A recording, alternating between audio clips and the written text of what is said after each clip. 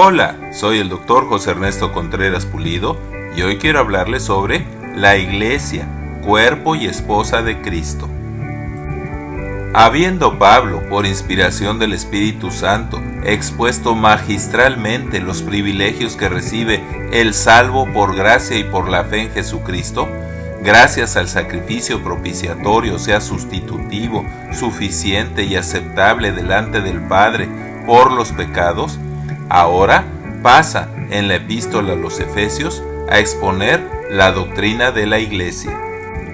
Dice: yo pues, preso en el Señor, les ruego que anden como es digno de la vocación con que fueron llamados, con toda humildad y mansedumbre, soportándose con paciencia los unos a los otros en amor, solícitos en guardar la unidad del Espíritu, en el vínculo de la paz, o sea, llenos del fruto del Espíritu Santo, que es gozo, benignidad, fe, etc.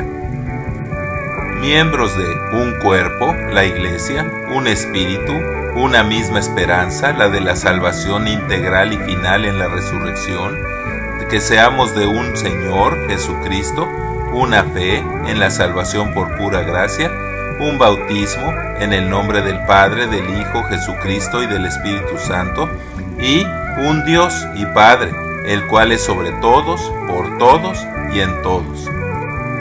Pero sépase que a cada uno le es dada la gracia conforme a la medida del don de Cristo, quien soberanamente da dones a los salvos. Él constituyó a unos apóstoles, a otros profetas, a otros evangelistas, a otros pastores y maestros, a fin de perfeccionar a los santos para la obra del ministerio, o sea, para el servicio a Dios y al prójimo.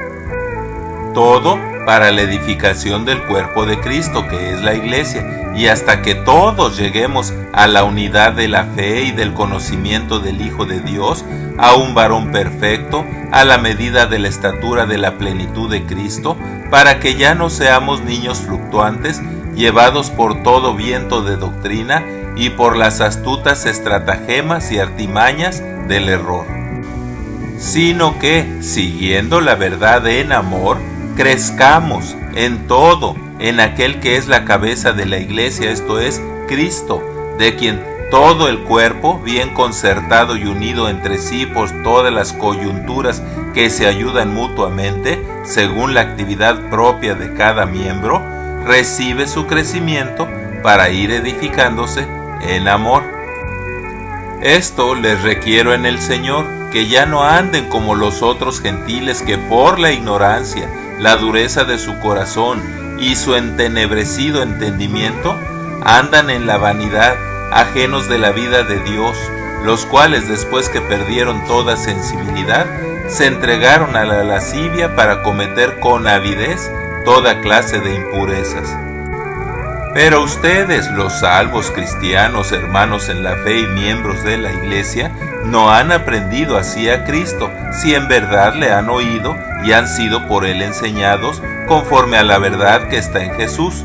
En cuanto a la pasada manera de vivir, despójense del viejo hombre que está viciado conforme a los deseos engañosos, renuévense en el espíritu de su mente y vístanse del nuevo hombre.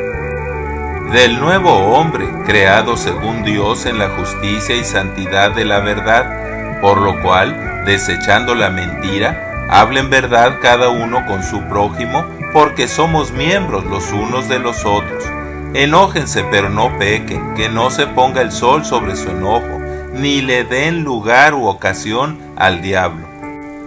Que el que hurtaba, no hurte más, sino trabaje, haciendo con sus manos lo que es bueno, para que tenga que compartir con el que padece necesidad. Que ninguna palabra corrompida salga de su boca, sino la que sea buena para la necesaria edificación, a fin de dar gracia a los oyentes, y no contristen al Espíritu Santo, con el que han sido sellados. Quítese de ustedes toda amargura, enojo, ira, gritería, maledicencia y malicia. Antes, sean benignos unos con otros, misericordiosos, perdonándose unos a otros, como Dios también los perdonó en Cristo. Y anden en amor como Cristo nos amó y se entregó a sí mismo por nosotros, ofrenda y sacrificio a Dios en olor fragante. Pero fornicación y toda inmundicia o avaricia ni aun se nombre entre ustedes como conviene a santos, ni palabras deshonestas, ni necedades, ni truhanerías que no convienen, sino antes bien acciones de gracias, porque ya saben que ningún fornicario, inmundo o avaro que es idólatra tiene herencia en el reino de Cristo. Nadie los engañe con palabras vanas, ni sean partícipes con ellos, porque en otro tiempo eran tinieblas, mas ahora son luz en el Señor. Anden como hijos de luz, comprobando lo que es agradable al Señor, y no participen en las obras infructuosas de las tinieblas, sino repréndanlas, porque vergonzoso es hablar de lo que ellos hacen en secreto. Miren pues con diligencia cómo anden, no como necios, sino como sabios, aprovechando bien el tiempo, porque los días son malos. Por tanto, no sean insensatos, sino entendidos de cuál sea la voluntad del Señor. No se embriaguen, antes bien, sean llenos del Espíritu Santo. Hablen con salmos, himnos y cánticos espirituales, cantando y alabando al Señor en sus corazones, dando siempre gracias en todo, aun en medio de las tribulaciones, al Dios y Padre, en el nombre de nuestro Señor Jesucristo. Sométanse unos a los otros en el temor, o sea, en el respeto reverente a Dios. Las casadas estén sujetas a sus maridos como al Señor, y como la iglesia está sujeta a Cristo, las casadas lo estén a sus maridos en todo, porque el marido es cabeza de la mujer, así como Cristo es cabeza de la iglesia, la cual es su cuerpo, y Él es su Salvador.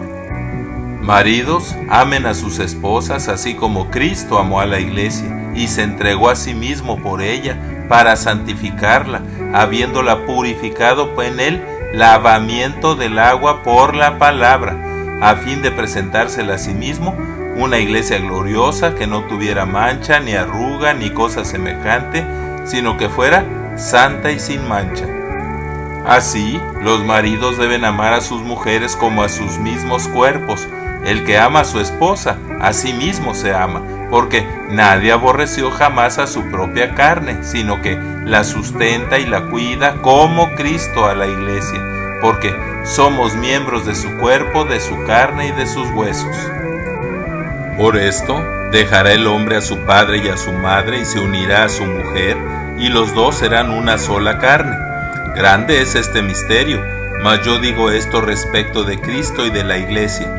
Por lo demás, cada uno ame a su esposa como a sí mismo, y la esposa respete a su marido. Hijos, obedezcan en el Señor a sus padres, porque esto es justo.